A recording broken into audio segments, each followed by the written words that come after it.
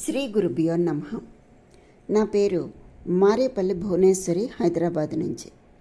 త్రయంబకం యజామహే సుగంధిం పుష్టివర్ధనం ఉర్వారుకమివ బంధనాత్ మృత్యోర్ముక్షీయమామృతాత్. ఈరోజు మహాశివరాత్రి ప్రాముఖ్యతను గురించి తెలుసుకుందాం. హిందూ పండుగల్లో మహాశివరాత్రి ఎంతో ప్రశస్తమైనది. ప్రతి ఏడు మాఘ బహుళ చతుర్దశి నాడు చంద్రుడు శివుని జన్మ నక్షత్రమైన ఆరుద్ర నక్షత్రంతో కూడి ఉన్నప్పుడు వస్తుంది. శివుడు ఈరోజే లింగాకారంగా ఆవిర్భవించాడు అని శివపురాణం చెప్తోంది. శివరాత్రి ప్రతి నెలా వస్తుంది. అమావాస్యకు ముందు వచ్చే చతుర్దశిని మాస శివరాత్రి అంటారు.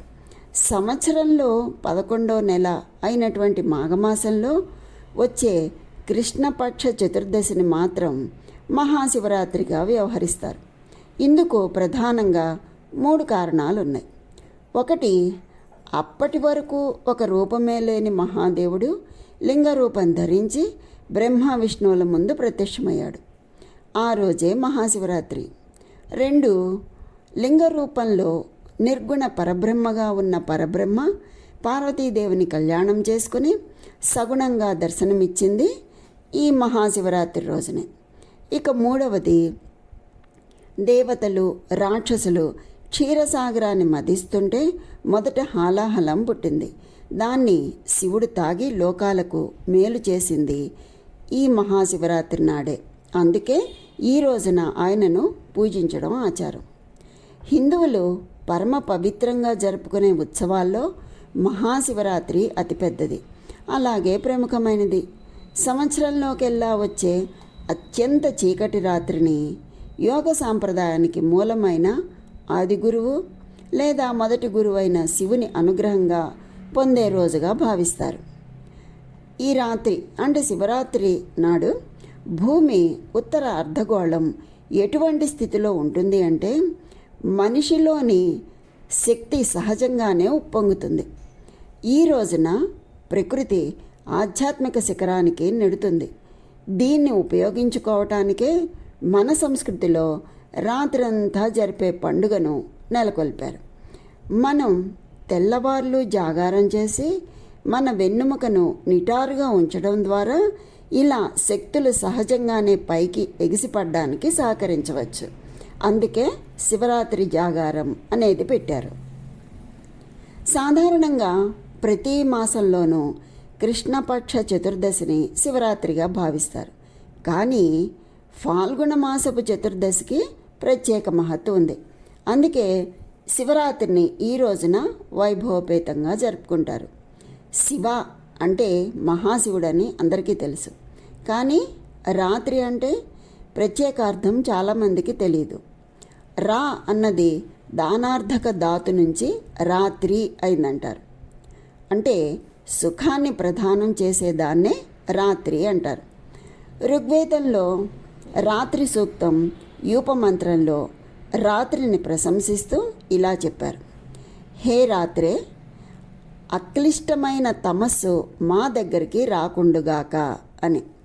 అలాగే ఉపమాపేపి సత్తమః కృష్ణం వ్యవక్తమస్థిత్ ఉష రుణేవ యాతయ అన్నారు. అంటే నిజంగానే రాత్రి ఆనందదాయిని, అన్నింటికీ ఆశ్రయం ఇవ్వగలదు. అందుకే రాత్రిని ప్రశంసించడం జరిగింది. మహాశివరాత్రి వ్రతాన్ని రాత్రిపూటే జరుపుకుంటారు. అందువల్ల కృష్ణపక్ష చతుర్దశి రోజు వచ్చిన రాత్రికి ఓ ప్రత్యేకత ఉంది. చతుర్దశి రోజు ఎవరైతే శివపూజను చేసి రాత్రి జాగరణ ఉంటారో వారికి పునర్జన్మ ఉండదు అని, భక్తుడు జీవన్ముక్తుడవుతాడు అని స్కాంద పురాణంలో స్పష్టంగా వివరించారు. అంతటి మహిమాన్వితమైనది శివపూజ. శివంతు పూజయత్వా యోజ గత్తిచ చతుర్దశీం మాతుః పయోధర రసం న పిబేత్ స కదాచన అన్నారు. అంటే గరుడ, స్కాంద, పద్మ, అగ్ని మొదలైన పురాణాల్లో శివ పూజను ప్రశంసించడం జరిగింది. వర్ణనలో కొంత తేడా ఉన్నా విషయం మాత్రం ఒక్కటే. ఎవరైతే ఆ రోజున ఉపవాసం ఉండి బిల్వపత్రాలతో శివపూజ చేసి రాత్రి జాగరణ ఉంటారో వారిని శివుడు నరకం నుంచి రక్షించి ఆనందం, మోక్షాన్ని ప్రసాదిస్తాడు. వ్రతం చేసే వ్యక్తి శివమయంలో లీనమవుతాడు. దానం, తపం, యజ్ఞం, తీర్థయాత్రలు, వ్రతాలు లాంటివి ఎన్ని కలిసినా మహాశివరాత్రికి సరితూగలేవు. మహాశివరాత్రి రోజు ఉపవాసం, జాగరణ, శివపూజ ప్రధానమైంది. శివరాత్రి నాటి అర్ధరాత్రి వేళను ఈ లింగోద్భవ కాలంగా భావించి ఆ సమయంలో విశేష అభిషేకాలు చేస్తూ ఉంటారు. శివపార్వతుల కళ్యాణం జరిగింది కూడా ఈరోజే అన్నది మరో గాథ. శివుడు పురుషుడు, పార్వతి ప్రకృతికి ప్రతీక. యోగ శాస్త్రంలో ఇడా పింగళ అన్నా, చైనీలు ఇన్ యాంగ్ అన్నా, ప్రాణి జీవం రెండూ కలిసి ఉన్నప్పుడే సృష్టి ముందుకు నడుస్తుంది. అదే శివపార్వతులు అర్ధనారీశ్వర రూపంలో కనిపించడం వెనుక ఉన్నటువంటి తత్వం ఇదే. భక్తులు ఈ రోజున పరమేశ్వరుని ఆరాధించడమే కాకుండా ఏ తప్పులు చేయకూడదని, అబద్ధాలు చెప్పకూడదు అని విశ్వసిస్తారు. ఏడాది పొడుగునా ఏ పూజలు చేయని వారు కూడా మహాశివరాత్రి నాడు ఈశ్వరుని ప్రార్థించి శివ సన్నిధి పొందినట్లుగా పురాణాల్లో ఎన్నో కథలు ఉన్నాయి. ఆఖరికి పాపాత్మలు కూడా శివరాత్రి రోజున అనుకోకుండా నియమాలు పాటించినా సరే ముక్తి లభిస్తుంది అంటారు. గుణనిధి కథ ఇందుకు సాక్ష్యం. శివుణ్ణి ప్రసన్నం చేసుకోవడం చాలా తేలిక. అందుకే భక్తవశంకర అన్నారు. బ్రాహ్మణ కుటుంబంలో పుట్టిన గుణనిధికి ఏ ఆచారాలు పట్టవు. దుర్గుణాలన్నీ అలవర్చుకున్నాడు. అన్ని విధాలుగా పతనమైన అతను మహాశివరాత్రి నాడు కావాలని కాకున్నా అన్నం దొరక్క ఉపవాసం ఉంటాడు. ప్రసాదం దొరుకుతుందనే ఆశతో దేవాలయానికి వెళ్తాడు. చీకట్లో కనిపించక అవసరం కోసం దీపం వెలిగిస్తాడు. జాగారంలో తూగుతున్న భక్తుల అలికిడికి భయపడి పారిపోబోయి అనుకోకుండా శివ సన్నిధిలో ప్రాణాలు విడుస్తాడు. ఆ విధంగా ముక్తి పొందుతాడు. అది సంగతి. శివరాత్రి మహత్యం అంతటిది. అయితే ఇక మహాశివరాత్రికి సంబంధించి మరొక కథ ప్రాచుర్యంలో ఉంది. అదేంటంటే, బ్రహ్మ, విష్ణు, మహేశ్వరులో ఎవరు గొప్ప అన్న వాదన వచ్చిన సమయంలో ఈశ్వరుడు లింగ రూపం ధరించాడుని, ఆది అంతాలను కనుక్కోవాలని బ్రహ్మ విష్ణువులకు చెప్పాడు అని పురాణాలు చెప్తాయి. అయితే అది తెలుసుకోవడం కోసం మహావిష్ణువు శ్వేతవరాహ రూపంలో మూలం కనుక్కోవడానికి వెడితే బ్రహ్మ శివలింగానికి పైభాగం వైపు వెళ్తాడు. ఇద్దరు మహాశివలింగానికి ఆది అంతాలను కనుక్కోలేకపోతారు. బ్రహ్మకు ఆ సమయంలో కేతకీ పుష్పం, గోవు దర్శనమిస్తాయి. బ్రహ్మ తాను శివలింగాన్ని కనుక్కున్నానని మొగలి పువ్వుకి, గోవుకి చెప్పి అదే విషయాన్ని విష్ణువుతో, శివుడితో చెప్పాలని చెప్తాడు. ఇక బ్రహ్మ చెప్పినట్టుగానే కేతకీ పుష్పం అంటే మొగలి పువ్వు అండి, కేతకీ పుష్పం, గోవు ఈ రెండు బ్రహ్మ శివలింగం యొక్క ఆదిని కనుక్కున్నాడు అని విష్ణువుకి, శివునికి చెప్తారు. వాళ్ళిద్దరూ అబద్ధం చెప్తున్నారు అని గుర్తించినటువంటి శివుడు అబద్ధం చెప్పించిన బ్రహ్మకు భూలోకంలో గుడి పూజలు ఉండవు అని శాపాన్నిస్తాడు. ఇక కేతకీ పుష్పానికి అంటే మొగలి పువ్వుకు నువ్వు పూజకు పనికిరావు అని శపిస్తాడు. అంటే అందుకే మొగలి పువ్వుని పూజలో వాడరు.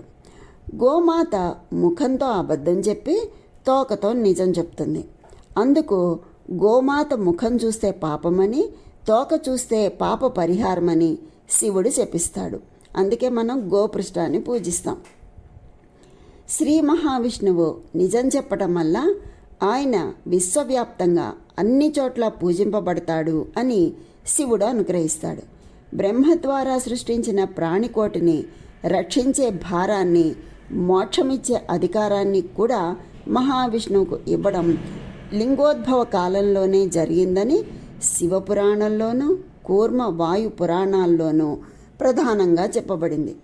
ఇక బ్రహ్మ కూడా శివుడికి లింగ రూపంలోనే ఉంటావని ప్రతిశాపాన్ని ఇవ్వటం వల్ల లింగ రూపంలోనే మహాశివుడికి పూజాధికాలు నిర్వహించడం ప్రధానంగా కనిపిస్తూ ఉంది. ఈ రోజున నమశివాయ అనే మంత్రాన్ని జపించాలి అని చెప్తారు. ఆకాశమే లింగమై, భూమి దానికి వేదికై అంటే పానవట్టమై నిలిచింది. ఆ వేదిక శక్తి స్వరూపం. వేదిక మీద ఉన్న పిండమే శివుడు. ఈ సకల ప్రపంచం మహాప్రళయంలో శివలింగం అందే లయమై తిరిగి అక్కడి నుంచే మళ్ళీ ఆవిర్భవిస్తూ ఉన్నది. అక్కడే దేవతలందరూ కొలువుతీరి ఉంటారు. అందుకే శివుణ్ణి మాత్రమే కాకుండా వినాయకుణ్ణి, గౌరిని, విష్ణువును, నరసింహుణ్ణి ఇలా ఏ దేవతనైనా లింగ రూపంలో ఆరాధించవచ్చు. లింగము అనే శబ్దానికి చిహ్నము అని అర్థం. లింగంలో ఆకారం కానీ రూపం కానీ ఉండదు. కానీ శివుడు కేవలం లింగరూపి కాడు. ఆయనకు సకల, నిష్కళ, సకల నిష్కళ అనే 3 రూపాలున్నాయి. ఈశాన మంత్రం ఆయనకు కిరీటం, తత్పురుష మంత్రం ముఖం, అఘోర మంత్రం హృదయం, వామదేవ మంత్రం గుహ్య భాగం, సద్యోజాత మంత్రం పాదాలు. ఆయన మంత్రమయుడు. ఆయన నిరాకార రూపం లింగంగా, సాకార రూపం పరమేశ్వరునిగా పురాణాలు చెప్పాయి. మన ఎదురుగా ఉన్న లింగానికి ఏ అవయవాలు లేకపోయినా 5 ముఖాలు, 10 చేతులు, శుద్ధ స్ఫటిక వర్ణంతో ప్రకాశిస్తూ సర్వాభరణాలు, చిత్ర వస్త్రాలు ధరించిన వానిగా పరమేశ్వరుని ధ్యానం చేయాలి.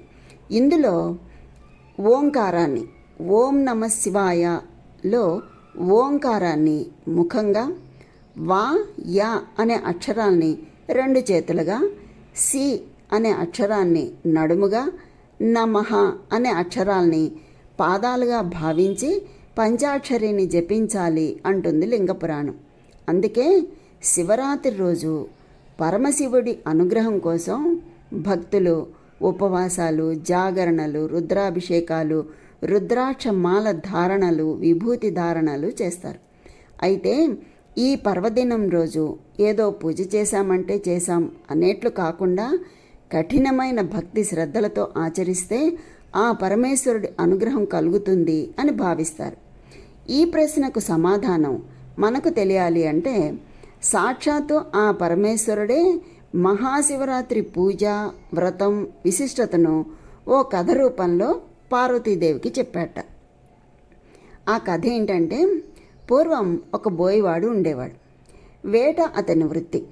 ప్రతిరోజు ఉదయాన్నే వేటకు వెళ్ళడం, సాయంత్రానికి ఏదో ఒక జంతువుని చంపి తీసుకొచ్చి దానితో కుటుంబాన్ని పోషించుకోవడం, ఇదే అతని దినచర్య. అయితే ప్రతిరోజులాగే ఒకరోజు ఉదయాన్నే వేటకు వెళ్ళాడు. సాయంత్రం చీకటి పడుతున్నా ఆ రోజు ఒక్క జంతువు దొరకలేదు. దాంతో ఎంతో నిరాశగా ఇంటి ముఖం పట్టాడు. ఇంటికి వస్తున్న క్రమంలో దారిలో అతడికి ఒక సరస్సు కనిపించింది. వెంటనే అతనికి ఓ ఆలోచన వచ్చింది. రాత్రిపూట కదా, ఏదో ఒక జంతువు సరస్సు దగ్గరికి నీళ్లు తాగడానికి వచ్చి తీరుతుంది అని, దానిని వేటాడొచ్చు అని భావించి ఆ సరస్సు పక్కనే ఉండే ఓ చెట్టెక్కి కూర్చున్నాడు. సరస్సు వైపు గమనించే క్రమంలో తన కంటి చూపుకు అడ్డంగా కొన్ని చెట్టు కొమ్మలు ఉండడంతో ఆ కొమ్మ ఆకులను తుంచి కింద పడేసి ఆ చెట్టుపై కూర్చున్నాడు. ఖాళీగా కూర్చోకుండా నిత్యం తనకి ఊతపదంగా ఉన్నటువంటి శివ శివ అనే పదాన్ని అంటూ కాలం గడిపాడు. కానీ ఆ రోజు మహాశివరాత్రి పర్వదినం. ఆ రోజు శివరాత్రి అనే విషయం కూడా అతనికి తెలీదు. ఆ రోజు రాత్రి కొంత సమయం గడిచాక ఓ ఆడజింక నీళ్లు తాగడానికి ఆ సరస్సు వైపు వచ్చింది. వెంటనే బోయవాడు ఆ జింకకు బాణాన్ని ఎక్కుపెట్టాడు. అది గమనించినటువంటి ఆ జింక తాను గర్భం దాల్చానని, తనను చంపకుండా వదిలిపెట్టాలని ప్రాధేయపడింది. మామూలుగా అయితే ఆ బోయవాడి మనస్సు చాలా క్రూరంగా ఉంటుంది. కానీ ఆ జింక పరిస్థితిని చూసిన బోయవాడు దానిని ఏమీ చేయలేక వదిలిపెట్టాడు. మళ్ళీ చెట్టెక్కి కూర్చున్నాడు. మరి కొంత సమయం గడిచింది. అప్పుడు మరో ఆడజింక అటుగా వచ్చింది. దానిని వేటాడదాం అనుకునే లోపు ఆ జింక కూడా మానవ భాషలో నేను నా భర్తను వెతుకుతూ విరహంతో కృషించిపోయి ఉన్నానని, నా బక్కచిక్కిన శరీర మాంసంతో మీ కుటుంబానికి ఆకలి తీరదు కాబట్టి నన్ను విడిచిపెట్టమని కోరింది. అంతేకాకుండా మరికొంత సమయం వేచి చూడు, ఏ జంతువు రాకపోతే నేనే తిరిగి వస్తాను, అప్పుడు సంహరించు అని వేడుకుంది. అలా ఆ జింకను కూడా విడిచిపెట్టాడు. మరికొంత సమయం గడిచేసరికి ఒక మగ జింక అక్కడికి వచ్చింది. ఇదే సరైన సమయం అని భావించి ఆ మగ జింకను బాణంతో సంహరించుదాం అనుకునే సమయానికి అది కూడా మాట్లాడుతూ 2 ఆడజింకలు ఈ వైపు వచ్చాయా అని బోయవాడిని అడిగింది. అప్పుడు ఆ బోయవాడు అవును వచ్చాయి, తనకు ఈరోజు ఏ జంతువు దొరకపోతే తామే వస్తామని కూడా చెప్పినట్లు ఆ మగ జింకకు చెప్తాడు. అవునా, అయితే ఆ 2 ఆడజింకలను ఒకసారి చూసుకుని వస్తానని, ఆ తర్వాత నన్ను సంహరించమని చెప్పి వెళ్ళిపోయింది. ఇంతలో తెల్లవారుజామున సూర్యోదయ సమయం ఆసన్నమైంది. ఇక ఆ బోయివాడు వస్తామని మాటిచ్చి వెళ్ళిన 3 జింకల కోసం ఆశగా ఎదురుచూస్తూ ఆ చెట్టు మీదే కూర్చున్నాడు. ఇంతలో మరొక జింక దాని పిల్ల రావటం కనిపించింది. దీన్ని సంహరించుదామని విల్లు ఎక్కుపెట్టగా ఆ జింక కూడా తన బిడ్డను ఇంటి దగ్గర విడిచిపెట్టి వస్తానని, అప్పటి వరకు ఆగాలి అని చెప్పేసి వెళ్ళిపోయింది. అలా మరికొంత సమయం గడిచేసరికి ఆ 4 జింకలు బోయవాడికి ఇచ్చిన మాట ప్రకారం సత్యనిష్టతో అక్కడికి రావటమే కాదు, మొదట తనను చంపమంటే తనను చంపాలి అంటూ ఆ నక్కలు ప్రాధేయపడ్డాయి. ఆ జింకలు ప్రాధేయపడ్డాయి. ఆ సన్నివేశం కఠిన మనస్కుడైనటువంటి ఆ బోయవాడి మనస్సులో ఆలోచన మొదలైంది. పరివర్తన వచ్చింది. అయితే ఆ రాత్రంతా బోయవాడు కూర్చున్నది మారేడు చెట్టు కావటం, అతడికి తెలియకుండానే శివా శివ అని నామస్మరణ చేయటం, తన కంటికి అడ్డు వచ్చిన మారేడు దళాలను కోసి కింద పడవేయడం చేశాడు. కానీ ఆ చెట్టు కిందన ఎప్పటిదో పాతకాలం నాటి ఓ శివలింగం ఉంది. అతడు చెట్టుపై నుంచి వేసినటువంటి మారేడు దళాలు శివలింగంపై పడ్డాయి. వేట కోసం 4 జాములు మెలకువతో ఉన్నాడు. అతనికి తెలియకుండానే జాగరణ ఫలితము దక్కింది. ఎంతో క్రూరాత్ముడు అయినప్పటికీ అతను చేసిన పుణ్య కార్యాల వల్ల అతడికి తెలియకుండానే మనసు నిర్మలమైంది. ఆపై ఆ 4 జింకలు సత్యనిష్టతో తిరిగి రావటం అతడి మనసును పూర్తిగా మార్చేసింది. అందులోనూ ఆ రోజు మహాశివరాత్రి. ఆ రోజు శివరాత్రి పర్వదినం అని అతనికి తెలియకపోయినా అనుకోకుండా చేసిన పుణ్య కార్యాల వల్ల అతడిలో సత్ప్రవర్తన కలిగింది. అప్పటి నుంచి హింసను విడిచిపెట్టాడు. ఆ జింకలు సైతం సత్యనిష్టతో ఉండడంతో పరమేశ్వరుడి అనుగ్రహం వల్ల ఆకాశంలో మృగశిర నక్షత్రంగా మారాయి. ఆ బోయవాడు సైతం మృగశిర నక్షత్రానికి వెనుక ఉజ్వలంగా ప్రకాశిస్తూ లుబ్ధక నక్షత్రం అనే పేరుతో నిలిచిపోయాడు. దీనిని బట్టి మనం గ్రహించాల్సింది ఏమిటి అంటే, హింస చెయ్యాలి అని అనుకున్నప్పుడు ఒక్క క్షణకాలం పాటు ఆగి ఆలోచిస్తే మన మనసు ఆ ఆలోచన నుంచి మరలుతుంది. బోయవాడు విషయంలో కూడా ఇదే జరిగింది. అదే జింకలను చంపాలని అనుకోవడంలో జరిగిన కాలయాపన అతన్ని చివరకు అహింసామూర్తిగా, ధర్మాచరణ మూర్తిగా నిలిపింది. సత్యం, అహింసా మార్గాన్ని అనుసరించిన వారు స్థిరమైన కీర్తితో నిలిచిపోతారు అనే సందేశం ఈ శివరాత్రి కథలో మనకు కనిపిస్తోంది. స్థిరమైన కీర్తితో అంటే నక్షత్రలోకంలో ఆకాశాన్ని వెలిగారు కదా, ఆ విధంగా మనకి ఈ శివరాత్రి కథ ద్వారా తెలియచెప్తున్నారు. అయితే అన్ని వర్ణాలు ఆయనవేనండి. వర్ణాలు అంటే రంగులు, అక్షరాలు రెండు కూడాను. ఎలా అంటారా, ఆలో ఆ ఉంది కదా, అకారం పరమేశ్వరుని శిరస్సు, ఆలో ఆకారం లలాటం, ఇకారం కుడి కన్ను, ఈకారం ఎడమ కన్ను, ఉకారం కుడి చెవి, ఊకారం ఎడమ చెవి, రుకారం కుడి చెక్కిలి, రూకారం ఎడమ చెక్కిలి, అలు అలులు ఇప్పుడు తీసేశారనుకోండి. అలులు మనం పూర్వం రాసుకునేవాళ్ళం. అందులో అలులు రెండు ముక్కు పుటాలు. ఏకారం ఏలో ఏకారం పై పెదవి, ఐకారం ఈశ్వరుని యొక్క కింది పెదవి, ఓకారం పై పళ్ళ వరుస, దేవదేవుడైన శివునికి అహ అనేవి దవడలు, కవర్గలోని 5 అక్షరాలు అంటే క ఖ గ ఘ ఞ. ఈ 5 అక్షరాలు 5 కుడి చేతులు కాగా, చెవర్గలోని 5 అక్షరాలు అంటే చ ఛ జ ఝ ఇణి. ఈ 5 అక్షరాలు 5 ఎడమ చేతులు అయ్యాయి. అలాగే టవర్గలో 5, తవర్గలో 5 వెరసి 10 అక్షరాలు పాదాల వేళ్ళు. పకారం ఉదరం కాగా, ఫకారం పాపాలో ఫకారం కుడి పార్శ్వం, బకారం ఎడమ పార్శ్వం కాగా, భకారం భుజం. యోగీశ్వరుడు మహాదేవుడు అయిన శంభుడికి హృదయం మకారం. సర్వవ్యాపకుడైనటువంటి శివునికి యకారం మొదలుకొని సకారం వరకు ఉన్నటువంటి 7 అక్షరాలు 7 ధాతువులు అంటే మధ్య మాంసాదులు. హకారం నాభి, క్షకారం ఘ్రాణేంద్రియం అని శివమహాపురాణం చెప్తుంది. అన్నీ ఆయనే. అంతేకాకుండా ఈ మహాశివరాత్రి సందర్భంగా శివపార్వతుల వివాహ గాథకు కూడా ప్రత్యేక స్థానం ఉంది అని చెప్తున్నారు. ఎలా అంటే హిందూ పురాణాల ప్రకారం పరమశివుడు పార్వతీదేవి కలయిక విశ్వ సమతుల్యతకు ప్రతీకగా భావించబడుతుంది. ఈ దివ్య వివాహ ఘట్టం భక్తి, సహనం, ఆధ్యాత్మిక సంకల్పానికి ప్రతీకగా వివిధ పురాణాల్లో వివరించబడింది.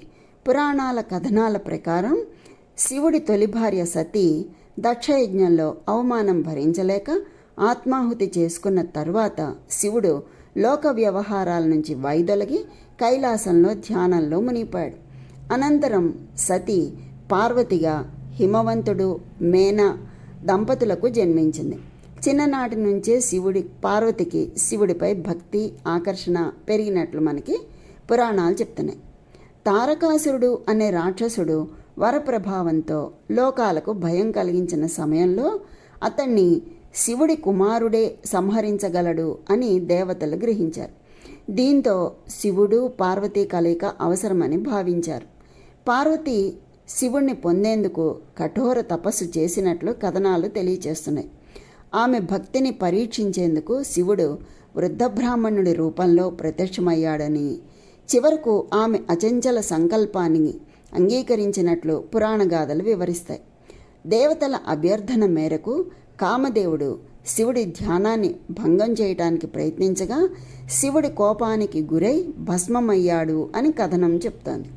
అనంతరం పరిస్థితులను గ్రహించిన శివుడు పార్వతిని శక్తిగా అంగీకరించి వివాహం చేసుకున్నట్లు పురాణాలు పేర్కొంటున్నాయి. ఉత్తరాఖండ్లోని త్రియుగినారాయణ్ ప్రాంతంలో ఈ దివ్య వివాహం జరిగినట్లు విశ్వాసం ఉంది. శివపార్వతుల వివాహ గాథను మహాశివరాత్రి సందర్భంగా భక్తులు స్మరించుకుంటారు. భక్తి, సహనం, ఆధ్యాత్మిక ఐక్యతకు ఈ గాథ ప్రతీకగా పరిగణించబడుతుంది. అంతేకాదు పరమేశ్వరుడు ఎవ్వరినీ వదిలిపెట్టకుండా అందరికీ ఫలాలను ఇచ్చేటటువంటి వాడు. ఎలా అంటారా, లింగధారణ గొప్ప శుభ ఫలితాలను ఇస్తుంది. ఎవరెవరు ఏ లింగాలను ధరించారో పండితారాజు చరిత్ర గొప్పగా వర్ణించింది.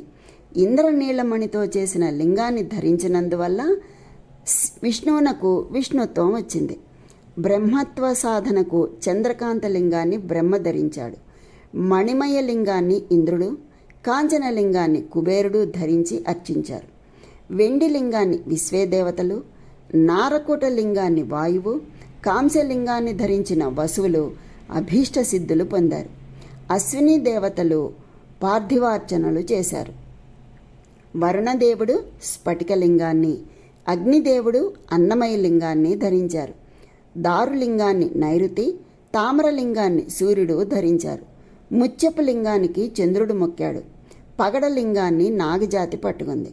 కృష్ణలింగాన్ని రాక్షసులు, సీసలింగాన్ని పిశాచగణాలు, గుహ్యులు 3 లోహాలతో చేసిన లింగాన్ని, మాతృకలు సర్వలోహాలతో చేసిన లింగాలను ధరించారు. లక్ష్మీదేవి వృక్షలింగాన్ని పూజిస్తే సరస్వతి గరికతో శివుణ్ణి ఆరాధించింది. పార్వతి ఇష్టలింగాన్ని సేవించింది. ఋషులు మృణమయమైన పార్థివలింగాన్ని అర్చించారు. పరమేశ్వరుని క్షణకాలంలో పూజించాలి అంటే అప్పటికప్పుడు దొరికే ద్రవ్యాలతో లింగాన్ని తయారు చేసి పూజించి మరలా దాన్ని విడిచిపెట్టవచ్చు. ఇసుక, బియ్యం, అన్నం, నదీ మృత్తిక, ఆవు పేడ, గంధం, దర్భ పుష్పం, బియ్యపిండి, రుద్రాక్ష మొదలైన వాటిని క్షణిక లింగాలుగా చేసి పూజించవచ్చు. లింగధారణ చేసి నిత్య పూజా విధులతో సంతుష్టిపరచలేని వారి కోసం శివుడు సులభోపాయం కూడా చెప్పాడు. నిత్యం భస్మధారణ చేసిన శివభక్తులకు ఆ భస్మంలో ఎన్ని ధూళికణాలు ఉంటాయో అన్ని శివలింగాలను పూజించి ధరించిన ఫలితం లభిస్తుంది. ఇటువంటి నియమాలతో మహాశివరాత్రి నాడు శివుణ్ణి పూజించాలి. ఇదంతా భక్తి మార్గం. భక్తితో పాటుగా మన సంప్రదాయంలో యోగా విచారణ మార్గాలు కూడా ఉన్నాయి. భక్తి పరులకు, యోగ మార్గగాములకు కూడా ఆత్మవిచారణ ఉంటుంది. కానీ విచారణ మార్గంలో భక్తి, యోగం రెండూ అవసరం లేదు. కేవలం మనస్సును, బుద్ధిని ఏకాగ్రం చేసి తత్వ విచారణ చేస్తూ పోవడమే. ఏ మార్గంలో అయినా సరే నాదైన తత్వాన్ని తెలుసుకున్న జ్ఞానులే నాకు నిజంగా ప్రియమైన వారు అన్నాడు కదా భగవంతుడు. కనుక ఆత్మవిచారణ మార్గంలో శివతత్వాన్ని గురించి మనం చింతన చేద్దాం. అయితే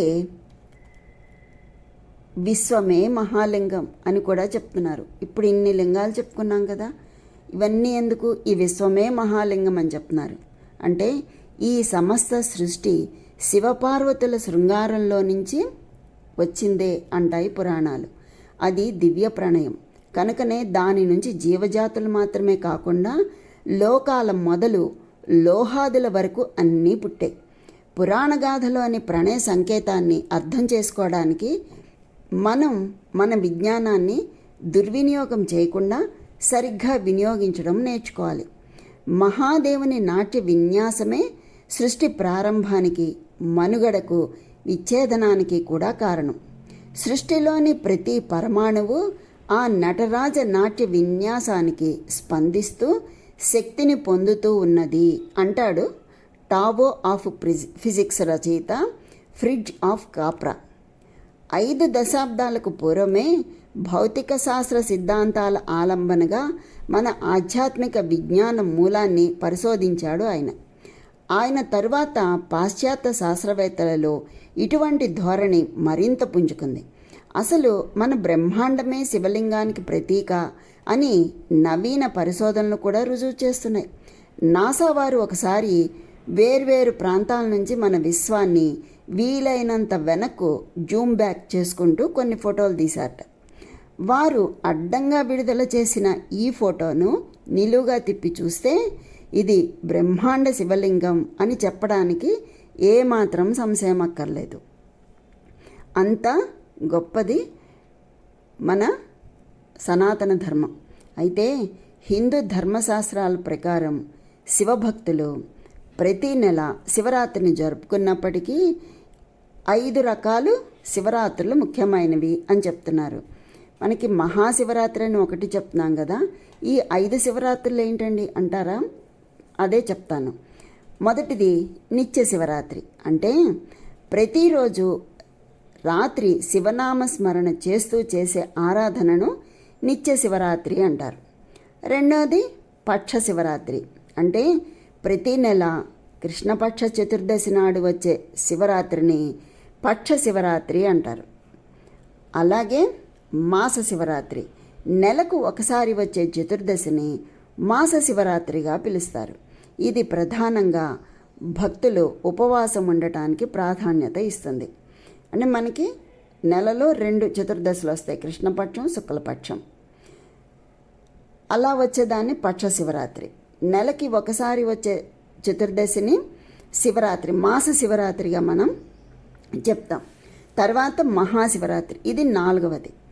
మాఘమాసంలో వచ్చే కృష్ణపక్ష చతుర్దశిని మహాశివరాత్రి అంటాం. ఇది సంవత్సరంలో వచ్చే అన్ని శివరాత్రుల్లో అత్యంత పవిత్రమైంది. ఇకపోతే 5వది యోగ శివరాత్రి. ఇది 5వది.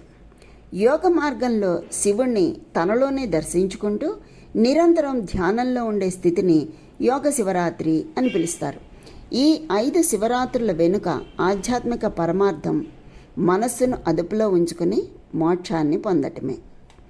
అయితే శివుడు భోళాశంకరుడు అంటారు కదా, పిలవగానే పలికేటటువంటి శంకరుడు. అందుకే ఆయనకి అసుతోషుడు అని పేరు. అసుతోషుడు అంటే స్వల్ప విషయాలకే సంతోషించే లక్షణం శివుణ్ణి భక్తులకు దగ్గరకు చేస్తుంది. చెంబెడు నీళ్లు పోస్తే చాలు, ఒక్క మారేడు దళం సమర్పిస్తే చాలు పొంగిపోతాడు. ఆయన ఉబ్బులింగడు, భోళాశంకరుడు. వరాలు కురిపించి మోసపోయాడు అని భస్మాసుర వృత్తాంతం వంటివి తెలియజేస్తాయి. వేదంలోని నమ్మక మంత్రం వరాలు కురిపించి మనల్ని మోహంలో బందీలను చేస్తాడు అని చెప్పింది. ఈ మోహాల సంకెళ్ళు విడిపడాలన్నా మళ్ళీ ఆయనే దిక్కు. మనలోని చెడ్డ గుణాలను దొంగిలించేవాడు, సకల సద్గుణాలను ప్రసాదించే ప్రభువు ఆయనే అని వివరించింది నమ్మకం. ఆయన అన్నీ ఇస్తాడు, కానీ మనకే ఆయన నుంచి ఏం కోరుకోవాలో తెలియదు. మనం ఏం కోరుకోవాలో చమకం తెలియచేస్తుంది. అయితే 2 కథలో 3 కథలో మనం చెప్పుకున్నాం, కానీ ఇంకొక కథ కూడా శివరాత్రి నాడు ఉంది అని చెప్తారండి. అదేంటంటే, శివరాత్రి ఎలా వచ్చింది అనే కథలు మనకి పురాణాల్లో చాలా ఉన్నప్పటికీ క్షీరసాగర మదనంలో కాలకోట విషం ఉద్భవించినప్పుడు దేవతలు రాక్షసులు కంగారు పడ్డారు. ఈ కాలకోట విషానికి లోకాన్ని నాశనం చేసే శక్తి ఉంది. దీని నుంచి లోకాన్ని ఎలా కాపాడాలో తెలియక దేవతలు రాక్షసులు పరుగున శంకరుని వద్దకు వెళ్ళి శరణు వేడుకున్నారు. అప్పుడు ఆ మహాశివుడు లోక శ్రేయోదాయకమైనటువంటి గరళాన్ని మింగి తన గొంతులో దాచుకున్నాడు. లోకాన్ని నాశనం చేసే శక్తివంతమైన గరళాన్ని తన కంఠంలో దాచుకున్నందున కంఠసీమ మొత్తం నీలిరంగులోకి మారిపోయింది. అందుచేతనే ఆ పరమశివునికి నీలకంఠుడు అనే పేరు వచ్చింది. లోకానికి ముప్పు తొలగిన ఆ రాత్రినే హిందువులు మహాశివరాత్రిగా పేర్కొంటున్నారు. కనుక ఈ క్షీరసాగర మదనం కథ కూడా మనకి శివరాత్రిలోని అంతర్భాగమే అని పురాణాలు చెప్తున్నాయి. ఇకపోతే మనకి మామూలుగా ఒక మాట చెప్తూ ఉంటారు, అదేనండి, జన్మానికో శివరాత్రి అంటారు. జన్మకో శివరాత్రి అను, జన్మానికో శివరాత్రి అని. అంటే ఒక్కొక్క కాలమందు ఈశ్వరుడి అనుగ్రహం చాలా విశేషంగా ఉన్న కారణం చేత ఒక జీవిత పర్యంతానికి సరిపడినంత ఉపాసన ఆ రోజు చేసుకోవడానికి సాధ్యమవుతుంది. అంతటి పవిత్రమైన వాటిల్లో ఒక తిథి మహాశివరాత్రి. అందుకే జన్మకో శివరాత్రి అనే పేరు వచ్చింది. ఈ మహాశివరాత్రి మాఘమాసంలో వచ్చేటటువంటి కృష్ణపక్షంలో అర్ధరాత్రి సమయానికి చతుర్దశి పరివ్యాప్తమైతే దానిని మహాశివరాత్రి అని పిలుస్తారు. మనకి ఉత్తరాయణం దక్షిణాయనం అని 2 ఆయనాలు ఉన్నాయి కదా. ఇందులో శ్రావణ మాసం బహుళపక్షంలో వచ్చేటటువంటి అష్టమి తిథి నాటి అర్ధరాత్రి వేళ కరచరణాదులతో శ్రీకృష్ణ పరమాత్మ ఆవిర్భవించారు. ఆయన అర్ధరాత్రి ఆవిర్భవించడానికి కారణం జగద్గురువై లోకపు అజ్ఞానపు చీకట్లు పోగొట్టి దేశ కాలములతో సంబంధం లేకుండా అందరూ తరించడానికి వీలైనటువంటి ప్రస్థానత్రయంలో ఒకటైనటువంటి భగవద్గీతను ఈ లోకానికి ఇచ్చారు. మళ్ళీ అక్కడి నుంచి లెక్క పెడితే సరిగ్గా 6 నెలలు గడిస్తే మాఘమాసం వస్తుంది. ఈ మాఘమాసంలో వచ్చేటటువంటి కృష్ణపక్ష చతుర్దశి అర్ధరాత్రి వేళ పరమశివుడు లింగాకారంగా ఆవిర్భవించాడు. అది ఎంత పెద్ద లింగం అంటే యజుర్వేదం దాని గురించి చెబుతూ పాతాళం కంటే కింద నుంచి పైన ఉన్నటువంటి అంతరిక్షం అంతకంటే పై వరకు ఒక జ్యోతిర్లింగం ఆవిర్భవించింది. అది ఎలా అంటే కరచరణాదులు లేకుండా అరూపరూపి అంటారు ఆ శివలింగాన్ని. అంత పెద్ద శివలింగం జ్యోతిస్వరూపంతో ఆవిర్భవించింది. అంత పెద్ద జ్యోతిస్వరూపమైనటువంటి జ్యోతిర్లింగం కాబట్టి అది అజ్ఞానపు చీకట్లు పోగొడుతుంది.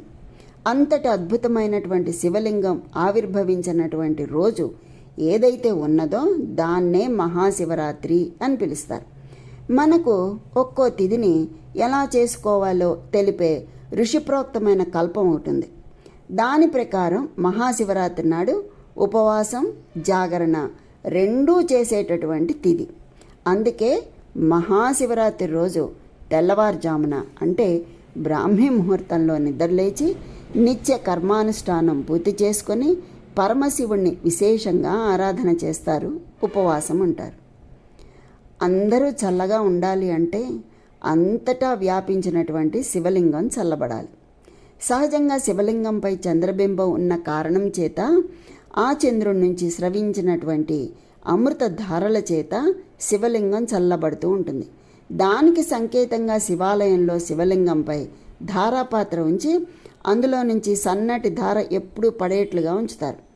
మనం కూడా మహాశివరాత్రి రోజున పార్థివలింగం చేసి కానీ లేదా శివాలయంలో ఉండేటటువంటి శివలింగాలకు కానీ అభిషేకం చేస్తే శివలింగాలు చల్లబడతాయి.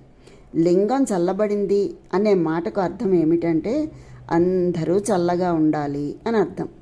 అంతేకాకుండా ఈ శివరాత్రి రోజున శివలింగానికి ఆరాధన చేసి అభిషేకం చేస్తే శివలింగం చల్లబడితే లోకమంతా చల్లబడుతుంది, అందరి కోరికలు తీరుతాయి.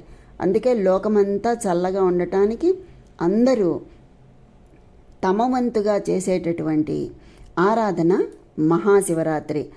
అంతటి మహత్యమైనటువంటి శివరాత్రి రోజు శివారాధన చేసి శివుడి అనుగ్రహం పొందటం అంటే కొన్ని కోట్ల సంవత్సరాలుగా వస్తున్నటువంటి అజ్ఞానపు చీకట్లు తొలగిపోయి జ్ఞాన జ్యోతి వెలుగుతుంది. ఆ జ్ఞానం కలిగితే ఇక మళ్ళీ పుట్టవలసిన అవసరం పోగొట్టుకుంటారు. అందుకే జన్మానికి ఒక్క శివరాత్రి అయినా చెయ్యండి అంటారు. అందుకే మహాశివరాత్రి రోజున ఒక బిల్వదళంతో అర్చన చేయడం, తుమ్మిపూలతో అర్చించడం, పంచామృతాలతో అభిషేకం చేయడం, ఆ కాలంలో దొరికేటటువంటి పుష్పాలతో ఈశ్వరార్చన చేయడం, భాగవతులు అందరూ కూర్చుని చక్కగా భజన చేసుకోవడం, వీటితో పాటు జాగరణ చేయటం, ఇవన్నీ మహాశివరాత్రి రోజు ఆచరిస్తే జన్మ జన్మల పాపాలు నశించిపోతాయి అని నమ్మకం. మహాశివరాత్రి భక్తి, శ్రద్ధ, ఆధ్యాత్మిక చింతనతో నిండినటువంటి రాత్రి. ఈ మహాశివరాత్రి మనందరికీ శాంతి, ఆరోగ్యం, ఆనందం కలిగించాలి. కనుక మిట్స్ శ్రోతలందరికీ శివరాత్రి శుభాకాంక్షలతో స్వస్తి.